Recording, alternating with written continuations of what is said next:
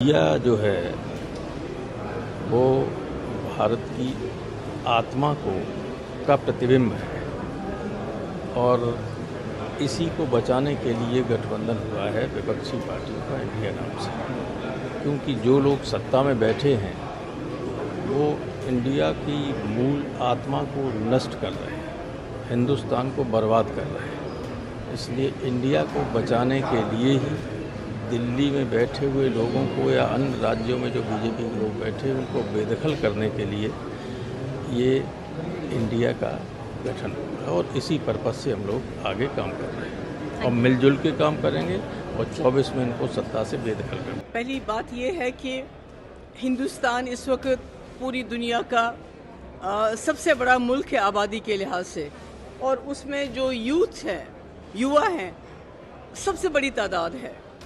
और किसी भी देश का जो युवा होता है, युवा शक्ति होती है, वो सबसे बड़ी उसकी पूंजी होती है।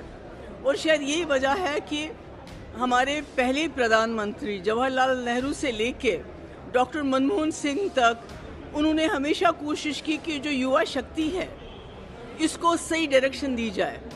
और JNU से लेके IIM से लेके IIT से लेके इसरो तक ऐसे इंस्टीट्यूशंस बनाए जिसकी वजह से आम हिंदुस्तानी बच्चा वो डॉक्टर बना, इंजीनियर बना और साइंटिस्ट बना, और आज उसी इसरो की वजह से चांद्रयान 3 चांद पे पहुंचा। मगर पिछले 10 साल से, जब से 2014 से बीजेपी की सरकार बनी है, मुल्क में ऐसा माहौल बनाया जा रहा है कि जो बच्चे डॉक्टर, इंजीनियर अपनी रोज़ी रोटी कमाना चाहें, उनको रोज़ी रोटी मिलनी चाहिए, उसके बदले उनको दंगाई बनाया जा रहा है। ऐसा माहौल बनाया जा रहा है जिसमें आप नौजवानों को रोज़गार देने के बजाय उनके हाथ में पत्थर, पेट्रोल बम, उनके हाथ में इतना पवित्र तिरंगा देके उसके बाद भारत माता की जय कहलवाते हो और फिर लोगों को मरवाते हो, पिटवाते हो। मणिपुर की तरह दंगाइयों से महिलाओं को नंगा चलाते हो, उसके बाद उनको बलात्कार करते हो।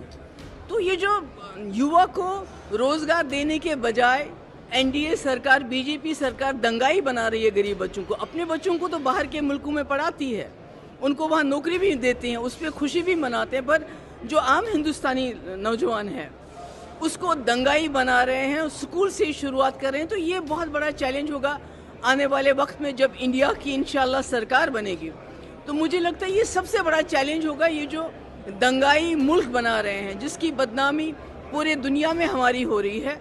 तो इसको हम कैसे उसी राह पे लाएं जिस पे जवाहरलाल नेहरू ने, गांधी जी ने, सरदार वल्लभ पटेल ने, मौलाना अबुल कलाम आज़ाद ने इस मुल्क को लाया था।